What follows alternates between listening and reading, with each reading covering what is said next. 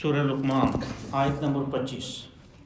اعوذ باللہ من الشیطان الرجیم، بسم اللہ الرحمن الرحیم۔ وَلَئِن سَأَلْتَهُم مَّنْ خَلَقَ السَّمَاوَاتِ وَالْأَرْضَ لَيَقُولُنَّ اللَّهُ قُلِ الْحَمْدُ لِلَّهِ بَلْ أَكْثَرُهُمْ لَا يَعْلَمُونَ لِلَّهِ مَا فِي السَّمَاوَاتِ وَالْأَرْضِ إِنَّ اللَّهَ هُوَ الْغَنِيُّ الْحَمِيدُ وَلَوْ أَنَّ مَا فِي الْأَرْضِ مِنْ شَجَرَةٍ أَقْلَامٌ وَالْبَحْرُ يَمُدُّهُ مِنْ بَعْدِهِ سَبْعَةُ أَبْحُرٍ مَا نَفِدَتْ كَلِمَاتُ اللَّهِ إِنَّ اللَّهَ عَزِيزٌ حَكِيمٌ مَا خَلْقُكُمْ وَلَا بَعْثُكُمْ إِلَّا كَنَفْسٍ وَاحِدَةٍ إِنَّ اللَّهَ سَمِيعٌ بَصِيرٌ أَلَمْ تَرَ أَنَّ اللَّهَ يُولِجُ اللَّيْلَ فِي النَّهَارِ وَيُولِجُ النَّهَارَ فِي اللَّيْلِ وَسَخَّرَ الشَّمْسَ وَالْقَمَرَ كُلٌّ يَجْرِي إِلَى أَجَلٍ مُّسَمًّى وَأَنَّ اللَّهَ بِمَا تَعْمَلُونَ خَبِيرٌ ذَلِكَ بِأَنَّ اللَّهَ هُوَ الْحَقُّ وَأَنَّ مَا يَدْعُونَ مِن دُونِهِ الْبَاطِلُ وَأَنَّ اللَّهَ هُوَ الْعَلِيُّ الْكَبِيرُ۔ صدق اللہ العظیم۔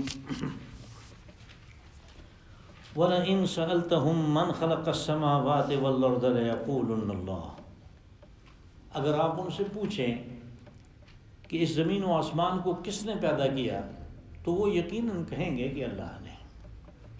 قُلِ الْحَمْدُ لِلَّهِ، آپ کہیں کہ تمام تعریف اللہ کے لیے ہے۔ بل اکثرهم لا يعلمون، لیکن ان لوگوں کی اکثریت بات کو سمجھتی نہیں۔ للہ ما فی السماوات والارض، زمین و آسمان میں جو کچھ ہے وہ اللہ کی ملکیت ہے۔ ان اللہ هو الغنی الحمید، اور بے شک اللہ غنی ہے، یعنی بے نیاز ہے اور حمید ہے، ستودہ صفات ہے۔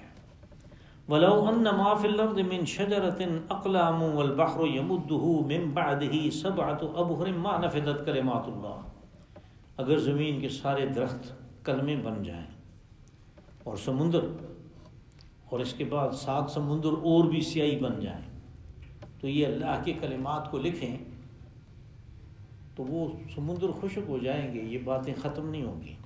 ان اللہ عزیز حکیم، بے شک اللہ بڑا غالب ہے اور حکمت والا ہے۔ ما خلقکم ولا بعثکم الا کنفس واحدہ، آپ کی تخلیق اور دوبارہ پیدا کرنا، دوبارہ اٹھا دینا، بس ایسے ہی ہے جیسے کسی ایک جی کو، کسی ایک نفس کو اٹھا دینا یا پیدا کر دینا۔ ان اللہ سمیع بصیر، بے شک اللہ سنتا بھی ہے اور دیکھتا بھی ہے۔ الم تر ان اللہ یولج اللیل فی النہار ویولج النہار فی اللیل، اے مخاطب تو نے دیکھا نہیں کہ اللہ ہے کہ جو رات کو دن میں داخل کر دیتا ہے اور دن کو رات میں داخل کر دیتا ہے۔ وسخر الشمس والقمر، اور اس نے سورج اور چاند کو تمہارے فائدہ میں، تمہاری خدمت میں لگا دیا۔ کل یجری الی اجل مسمى، ان میں سے ہر ایک اپنے مدار میں ایک وقت مقررہ تک حرکت کر رہا ہے۔ وَأَنَّ اللَّهَ بِمَا تَعْمَلُونَ خَبِيرٌ، تو یہ کہ اللہ جو کچھ بھی تم کرتے ہو اس سے باخبر ہے۔ ذَلِكَ بِأَنَّ اللَّهَ هُوَ الْحَقُّ، تو یہ اس لیے ہے کہ وہ اللہ ہی ہے جو الحق ہے جل جلالہ۔ وَأَنَّ مَا يَدْعُونَ مِن دُونِهِ الْبَاطِلُ، اور یہ کہ اس کو چھوڑ کے دوسروں کو جو پکارتے پھرتے ہیں وہ سب باطل ہے۔ وَأَنَّ اللَّهَ هُوَ الْعَلِيُّ الْكَبِيرُ، اور یہ کہ اللہ سب سے بلند ہے اور سب سے بڑا ہے۔ یہ ان آیات میں کچھ اسی شکر گزاری کے بارے میں ایک ایسی بات کی گئی، یعنی وہ دلیل دی گئی کہ جس کا جو بنیادی مقدمہ ہے اس کو وہ سارے لوگ تسلیم کرتے ہیں۔ کل کے درس میں یہ بات آئی تھی کہ دنیا کے سارے مشرکین بھی، اہل کتاب بھی، اور دوسرے جو غیر اہل کتاب ہیں کسی بھی مذہب سے، وہ ہندو ہوں، وہ سکھ ہوں، وہ دہریے ہوں، جو کچھ بھی ہوں، وہ سارے کے سارے اللہ کو، ایک بڑی ہستی کو جس نے تخلیق کیا، اس کو تسلیم کرتے ہیں۔ یہ اس لیے نہیں کہ اس چیز کی ان کے پاس کوئی دلیل ہے، اللہ کو دلیل کے ذریعے سے ثابت نہیں کیا جا سکتا۔ اللہ کے وجود کو، اس کی ذات کو، اس کی صفات کو کسی دلیل اور کسی منطق سے ثابت نہیں کیا جا سکتا۔ یہ یوں ثابت ہوتا ہے کہ یہ انسان کی فطرت کے اندر یہ چیز موجود ہے، اور جو فطرت کے اندر موجود ہے اس کا ثبوت نہیں چاہیے۔ اب یہ بنیادی ایک مسلمہ حقیقت ہے کہ مکہ کے مشرکین جنہوں نے بہت سارے خدا بنا رکھے تھے، صفا اور مروہ کے اوپر ایک ایک بڑا بت بنا کے رکھا تھا، یہ آپ جو سنتے ہیں روزانہ لات و منات، یہ وہاں پہ تھے، یعنی پہاڑی تھی صفا اور ایک پہاڑی تھی چھوٹی سی مروہ، جن کو کاٹ پھیٹ کے انہوں نے اب تقریباً برابر کر دیا، لیکن نشان وہ پتھروں کے ہیں آخر میں جا کے، تو ان کے اوپر رکھے ہوئے تھے وہ۔ اب یوں صحیح کرنا جو ہے، جو کہ ہاجرہ کی، ام ہاجرہ کی جو ایک سنت تھی، اور حج میں جس کو ایک بعض مواقع پہ فرض قرار دیا گیا، اس کو وہ ان کو دیکھتے تھے اور ان کے نام کی دعائی دیتے تھے۔ اس کے دوران بیت اللہ کے اندر انہوں نے 350 سے زیادہ بت رکھے ہوئے تھے، ہر قبیلے کا بت یرغمال بنا کے اندر رکھا ہوا تھا، چابی کسی کو نہیں دیتے تھے۔ اور یہ سارے کیا تھے؟ یہ ان کے خدا تھے، چھوٹے خدا تھے جو ہمارے سامنے ہیں، جن کی ہم کچھ کر سکتے ہیں خدمت، کچھ ڈنڈوت کر سکتے ہیں۔ چنانچہ جب قربانی دیتے تھے، کوئی چیز قربان کرتے تھے، کوئی جانور، تو اس کا خون ان کے اوپر جو ہے وہ چھڑکتے تھے، یہ سمجھتے تھے کہ اس کی خوشبو سے، اس سے یہ خوش ہوتے ہیں۔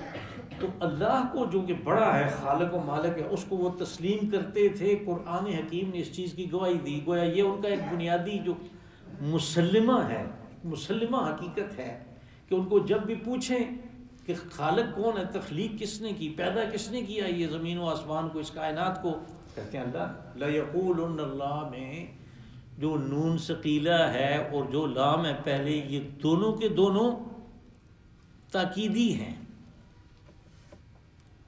اور اسی کا ترجمہ ہم کرتے ہیں، یعنی تاکید کے لیے ہم کہتے ہیں ضرور یہ ہوگا، اور کبھی ایسے ہوتا ہے ہم کہتے ہیں ضرور بالضرور ہوگا، تو یہ مزید تاکید اس کے اوپر، یعنی دو تاکیدیں اس کے اوپر آ گئیں کہ وہ یقیناً یہی بات کہیں گے کہ اللہ نے یہ کیا۔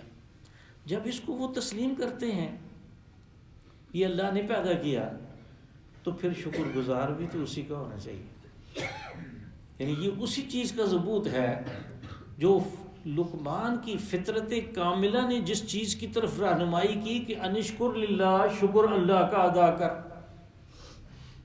اس کی دلیل بیان ہوئی کہ جب تخلیق اس کی ہے تو پھر شکر بھی تو اسی کا ہوگا۔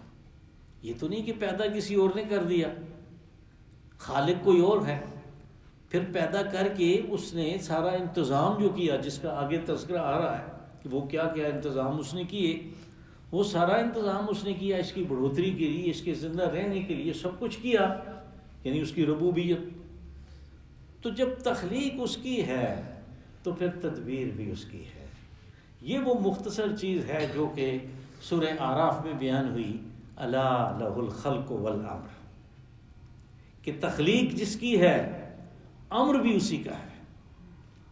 یہ دو عالم ہیں، ایک عالم خلق ہے، ایک عالم امر ہے، یعنی ہمارے لیے ایک تخلیق ہے، اس نے پیدا کر دیا، پیدا کر کے چھوڑا نہیں ہے، بلکہ اس نے پیدا کر کے اس کو اس قابل بنانے کے لیے کہ وہ اللہ کے دیے ہوئے امتحان میں داخل ہو سکے، اس حال میں داخل ہو سکے، اس کو طاقت دی، اس کو بصارت دی، اس کو سماعت دی، اس کو نطق دیا، اس کو باقی ساری قوتیں عطا کی، عقل دی، خرد دیا، اس کو فہم و فراست دیا،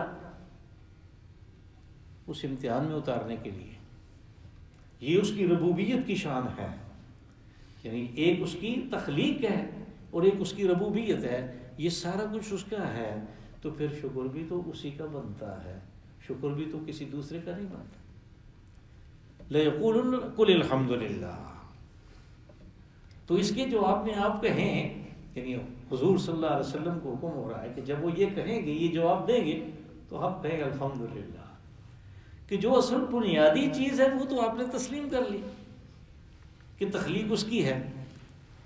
جب یہ آپ نے تسلیم کر لی تو اس کے جو بدیہی نتائج ہیں، جو اس بات کے اصل نتیجہ نکلتا ہے اس کو تسلیم کرنا کیا ہے، اس کو تسلیم نہ کرنا کیا ہے؟ اکثرہم لا یعلمون. آگے بات آئی نا، بل اکثرہم لا یعلمون، یعنی اس کو اپنی بات کو جو اس کا نتیجہ نکلتا ہے اس کو تسلیم نہ کرنا کیا ہے؟ یہ دیوانگی ہے. علم کا نہ ہونا، دلیل کا نہ ہونا، سوجھ بوجھ کا نہ ہونا کیا ہے؟ دیوانگی ہے. آپ کہیں کہ الحمدللہ بنیادی بات تو آپ نے تسلیم کر لی، لیکن جو اس کا نتیجہ نکلتا ہے اس کو تسلیم نہیں کیا.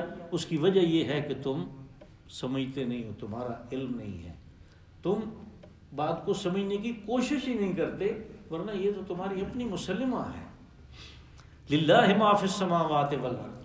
آگے اس کی وضاحت کی کہ یہ بھی یاد رکھو کہ جو کچھ تمہیں دیا جا رہا ہے اس دنیا میں اور جو کچھ تمہارے ساتھ پیش آنے والا ہے بعد میں، وہ سارے کا سارا اللہ کا ہے.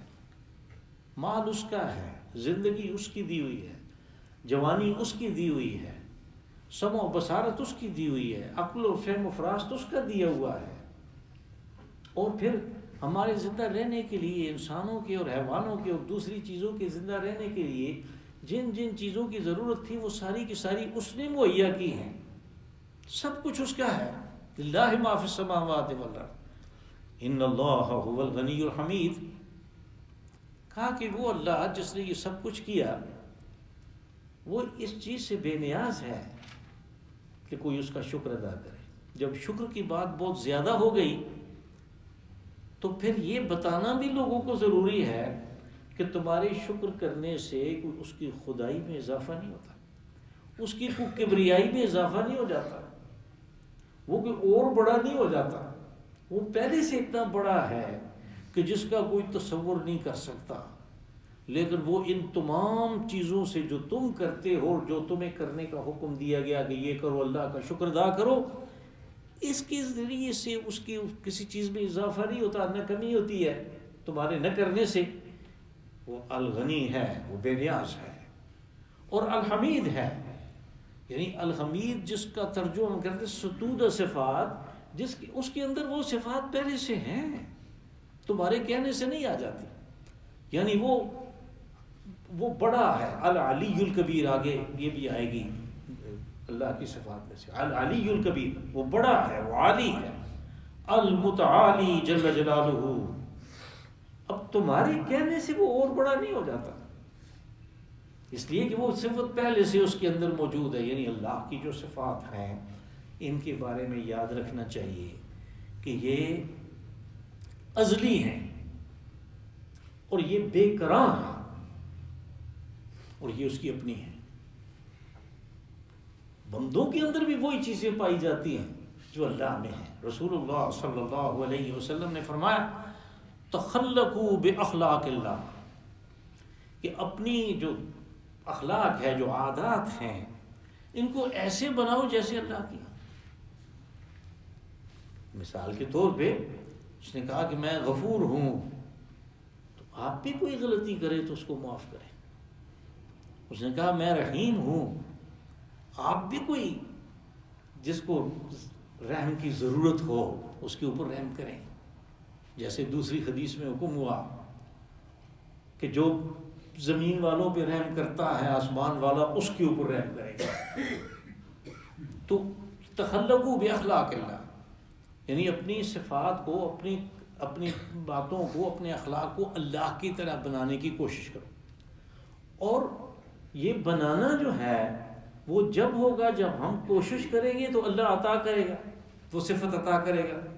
یعنی یہ بنیادی فرق ہوا اللہ کی صفت اور بندوں کی اسی صفت میں، کہ بندوں کی صفت عطائی ہے، کسی کی دی ہوئی ہے، اس کی اپنی ہے، اور بندے کو جو ملے گی وہ محدود ہوگی، وہ اس کے اپنے ظرف کے حساب سے ہوگی.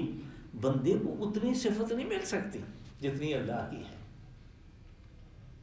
تو وہ عطائی بھی ہے، یعنی کسی کی دی ہوئی ہے، اور وہ محدود بھی ہے، اور وہ ازلی نہیں ہے، بلکہ اس کو اس وقت ملی، وہ ازل سے نہیں ہے اس کے پاس. یہ بنیادی فرق ہوتا ہے. اسی طرح یعنی رسول اللہ صلی اللہ علیہ وسلم کے بارے میں فرمایا، وہ سورہ توبہ کے آخر میں جو آیات ہیں، بالناس رؤوف الرحیم، رؤوف الرحیم ہے اور لوگوں کے لیے، اور یہی صفات اللہ کی بھی ہے، لیکن یہ بنیادی فرق ہوتا ہے اللہ کی صفات میں اور بندوں کی صفات میں۔ بس اللہ جب وہ کہے کہ الحمید ہے جل جلالہ، تو وہ ستودہ صفات ہیں، اس کی صفات میں کوئی کمی نہیں آتی، کوئی زیادتی نہیں ہوتی، یعنی آپ کی تعریف کرنے سے، حمد سے اس کی صفات میں زیادتی نہیں ہوتی، اور آپ کے نہ کرنے سے اس میں کوئی کمی واقع نہیں ہوتی۔ وَلَوْ أَنَّ مَا فِي الْأَرْضِ مِنْ شَجَرٍ أَقْلَامٌ وَالْبَحْرُ يَمُدُّهُ مِنْ بَعْدِهِ سَبْعَةُ أَبْحُرٍ مَا نَفِدَتْ كَلِمَاتُ اللَّهِ۔ یہاں پہ ایک ترکیب آئی خاص کلمات اللہ۔ اب یہ کلمات اللہ کا لفظی معنی تو یہ ہے کہ اللہ کی کلام، اللہ کی کلمات،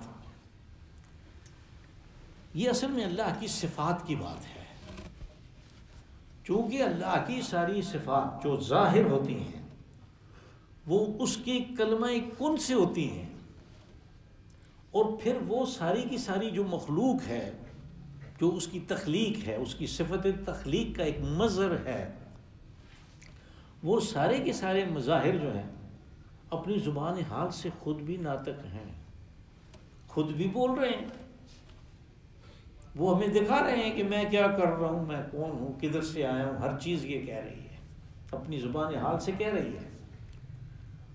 تو چونکہ وہ خود ناطق ہے اپنے خالق کے بارے میں، اس کو دیکھ کے پتہ چل جاتا ہے کہ اس کا خالق کون ہے، اور اس کے کلمہ کون سے ظاہر ہوا، اس لیے ان ساری صفات کو یہاں کلمات اللہ کہا گیا۔ یعنی کلمات اللہ کا یہاں پہ مفہوم ہوگا اللہ کی صفات۔ اب کہا کہ اگر زمین کے اندر موجود سارے درخت جو ہیں وہ قلم بن جائیں، قلم بناتے ہیں نا لکھنے کے لیے، اور سارے سمندر سیاہی بن جائیں، اتنے اور بھی ہوں،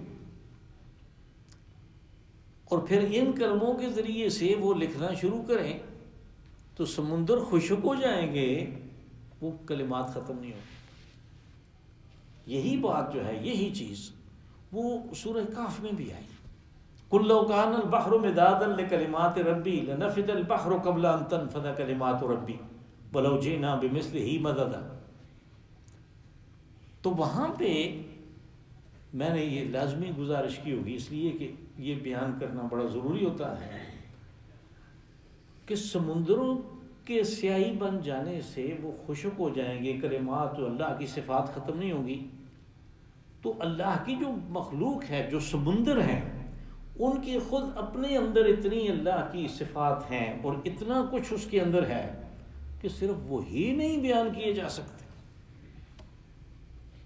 صرف وہی بیان نہیں کیے جا سکتے کہ اس نے کیا کچھ کر دیا ہے، تو باقی جو کچھ ہے اس کائنات میں، اس کو کہاں ان باتوں سے لکھا جا سکتا ہے، ان چیزوں سے لکھا جا سکتا ہے اور کیا جا سکتا ہے۔ یہ اس نے اپنی صفات کا، جس کو یعنی میں نے اختصار کے ساتھ کہا کہ وہ بے قراں ہیں، ان کا کوئی کنارہ نہیں ہے، اللہ کی کسی صفت کا کوئی کنارہ نہیں ہے، وہ بے قراں ہیں۔ یہ اس کی اس بے قرانی کو اس فکرے نے واضح کیا کہ وہ کتنی بے قراں ہیں، اور یہ وہی ہے، اپنی اہمیت کی وجہ سے یہ دوسری دفعہ آ رہا ہے، یہی بات وہاں پہ بھی ہے۔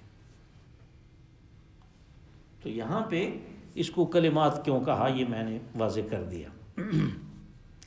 ان اللہ عزیز حکیم، اب اس کے ساتھ جو صفات آئیں وہ ہے العزیز اور الحکیم، یعنی وہ غالب ہے، وہ زبردست ہے، اور وہ حکمت والا ہے۔ یہ سب کچھ اس نے کیا اس لیے کہ اس کے پاس طاقت ہے، اس بات کی قدرت ہے، عزیزیت موجود ہے، اور اس نے کیا ایک حکمت کے تحت، اور وہ حکمت یہ تھی کہ ہر چیز کا ایک وقت مقررہ ہے، اس تک وہ چلتی ہے، اس سے آگے اس نے نہیں جانا۔ اس کے لیے آگے اگلی آیت یہ آئے گی، اجل مسمى، وہ وقت مقررہ تک ہے، اگرچہ وہ بڑی محکم نظر آئے، اگرچہ وہ سسٹم بڑا پائیدار نظر آئے، لیکن اس کے لیے ایک وقت مقررہ ہے، اور وہ اس کی حکمت کا تقاضا ہے، اس لیے کہ یہ سب کچھ اس نے اس حکمت کے تحت کیا ہے۔ ما خلقکم ولا بعثکم الا کنفس واحدہ. اب جو لوگوں کو مسئلہ پیش آ رہا ہے، مشکلات پیش آ رہتی ہیں سمجھنے میں کہ دوبارہ اٹھ کے کھڑا ہونا، یہ کیسے ممکن ہے؟ اب اس نے جو اپنی بے کران صفات ہیں اس میں سے ایک بات کو بیان کر دیا کہ یہ یاد رکھو کہ تمہاری تخلیق اور تمہارا دوبارہ اٹھانا، یعنی خلقکم پہلی دفعہ پیدا کرنا، ولا بعثکم اور دوبارہ اٹھانا. بعث بعد الموت ہم کہتے ہیں، موت کے بعد دوبارہ اٹھنا. یہ ایسا ہی ہے جیسے صرف ایک آدمی کو، صرف ایک نفس کو، صرف ایک جی کو پیدا کر دیا. اس کے لیے یہ ساری اس لیے کہ وہ سب کا سب جو ہے وہ ایک کلمہ کن سے ہونا ہے، وہ ایک نفخہ سے وہ سارا کچھ واقع ہو جائے گا. اب یہ جو ہے کہ نفس واحدہ، یہ بھی کل بھی ایک آیا تھا اسی طرح کا مرکب کہ جس میں سے ایک مضاف محذوف تھا، اور یہ بھی ایک ایسا مرکب ہے کہ جس میں ایک مضاف محذوف ہے. کہ نفس واحدہ میں درمیان میں آپ یہ لگا سکتے ہیں کہ خلق نفس واحدہ یا کہ بعث نفس واحدہ، کہ جیسے پیدا کرنا ایک کو یا دوبارہ پیدا کرنا کسی ایک کو. یعنی یہ جیسے کل میں نے وضاحت کی تھی کہ اس طرح جب بالکل واضح ہو بات تو پھر اضافی ایک اضاف جو ہے مضاف جو ہے اس کو حذف کر دیا جاتا. ان اللہ سمیع بصیر، یہ یاد دہانی کروا دی کہ یہ جو بعث بعد الموت ہے، دوبارہ جو پیدا کرنا ہے، جو اٹھانا، یہ کیوں ہے؟ اس کو اپنی صفات سمیع بصیر سے واضح کیا، اس لیے کہ لوگوں کو ساتھ میں اس بات کی سمجھ نہیں آتی تھی کہ اتنے سارے لوگوں کا حساب کس طرح کیا جائے گا، کون کر سکتا ہے. تو اس نے یاد دہانی کروائی کہ اللہ سمیع بھی ہے، بصیر بھی ہے. اب یہاں پہ آپ دیکھیں تو ان اللہ سمیع بصیر یہ معرفہ نہیں ہے، نکرہ ہے. یعنی السمیع البصیر نہیں ہے، سمیع بصیر ہے. یہ نکرہ جو ہے یہ اس کی اس صفت کی تفخیم شان کے لیے ہے، اس کی اور بلندی واضح کرنے کے لیے نکرہ کو واضح کیا. نکرہ سے کہ وہ سب کی اعمال کو دیکھ رہا ہے، وہ سب کے عقائد کو پرکھ رہا ہے، اور اس کے پاس سب چیز کا ریکارڈ ہے. وہ سب کچھ سن رہا ہے جو کچھ کر رہے ہیں، اور جو نہیں بولتے وہ بھی ان باتوں کو جانتا ہے کہ جو ابھی ان کے اندر صرف ایک منصوبہ بن رہا ہے. یہ سارا ریکارڈ اس کے پاس ہے، اور یہ سارا ریکارڈ اس نے کس لیے رکھا ہے کہ جب دوبارہ ان کی یعنی بعث بعد الموت ہوگا، دوبارہ اٹھایا جائے گا تو حساب کتاب کیا جائے گا، اور اس کے نتیجے کے طور پہ جزا و سزا کا عمل ہوگا، دوزخ اور جنت کا فیصلہ ہوگا. تو اس کی یاد دہانی کرائی کہ جس طرح یہ صفات اس کی بے قرار ہیں جو ختم ہی نہیں ہوتی، آپ سمندروں کو سیاہی بنا دیں وہ ختم نہیں ہوتی لکھنا ان کا، تو یہ اس کی بھی بے قرار صفات ہیں. ان صفات کی موجودگی میں اس کے لیے کوئی مشکل نہیں ہے ساری دنیا کے لوگوں کا حساب کتاب کرنا. الم تر ان اللہ یولج اللیل فی النہار ویولج النہار فی اللیل. مخاطب تو نے دیکھا نہیں کہ اللہ رات کو دن میں اور دن کو رات میں داخل کرتا ہے. یعنی ہمارا جو روزانہ کا مشاہدہ ہے اس کی طرف توجہ دلائی کہ بالکل دو مخالف قسم کی چیزیں ہیں. دن روشن ہے، رات اندھیرا ہے. دن گرم ہے، رات میں خنکی ہے. دو بالکل مخالف صفات کی چیزیں ہیں. ان کو وہ کیسے داخل کرنا، اس کے اندر داخل کرنا، یہ ہے کہ ایک دوسرے کا وہ تعاقب کر رہے ہیں اور بڑی تندہی سے جس کام پہ اللہ نے لگا دیا وہ کام کر رہے ہیں. اس چیز کو پہلے بھی بیان کیا اس نے. یغشی اللیل النہار یطلبہ خسیسا، کہ وہ رات جو ہے اس کو دل ڈھانپ لیتا ہے، رات غائب ہو جاتی ہے، ایک دوسرے کے پیچھے وہ بڑی تندہی سے، بڑی چابک دستی سے ایک دوسرے کے پیچھے لگے ہوئے ہیں. کیا مجال ذرا بھی فرق نہیں آتا. وسخر الشمس والقمر اور سورج اور چاند کو تمہارے خدمت میں اس نے لگا دیا. کتنی بڑی بڑی مخلوق ہے، یعنی سورج کتنا بڑا ہے، اس میں کتنی انرجی ہے، اور کتنی انرجی اس نے اس ہمارے جو سولر سسٹم ہے اس کو اس نے دی ہے، اور ابھی کتنی اور دینی ہے. وہ کتنی طاقت ہے اس میں. وہ طاقت کہاں سے آتی ہے، وہ قوت، وہ حرارت اور وہ روشنی کہاں سے آتی ہے؟ اس کے لیے وہ نظام اللہ نے اس کے اندر پیدا کیا. اللہ نے اس کے اندر نظام پیدا کیا. کتنے ہزار لاکھوں کروڑوں سال سے وہ چل رہا ہے، اور پتہ نہیں اور کتنا زمانہ چلے گا. تو کتنی انرجی وہ ڈیلیور کرے گا اس سولر سسٹم کو. کہا کہ یہ تمہاری خدمت میں لگا دیا اس نے. اور پھر چاند ہے، وہ اس کے ذریعے سے، یعنی چاند کو ہم نہیں سمجھتے کہ یہ بھی کوئی ہماری خدمت کر رہا ہے. لیکن پہلے جب انسان اس دنیا میں آئے اور تھوڑے سے تھے تو وہ خوراک کہاں سے حاصل کرتے تھے؟ تو وہ چاند کو جب وہ گرہن لگتا ہے، وہ چاند کو جب وہ مد و جزر جس سے ہوتا ہے تو وہ چاند کے ذریعے سے ہوتا ہے. تو پانی جب اوپر آ جاتا ہے تو اس کے اوپر وہ آبی جانور جو ہیں وہ بھی اوپر آ جاتے ہیں. تو وہ جو خاص طور پہ اس میں وہ جو ٹرٹل ہوتا ہے، اس کو وہ انسان قدیم زمانے میں اس کو الٹا کر دیتے تھے.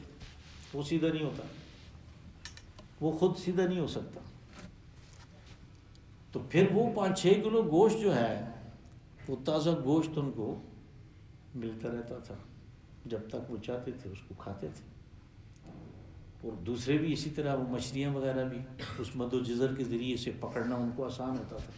تو یہ چاند نے بنیادی طور پہ انسان کے لیے بہت خدمات انجام دی اور انجام دے رہا ہے. کل یجری الی اجل مسمى کا یہ ہمیشہ ہمیش کے لیے نہیں ہے.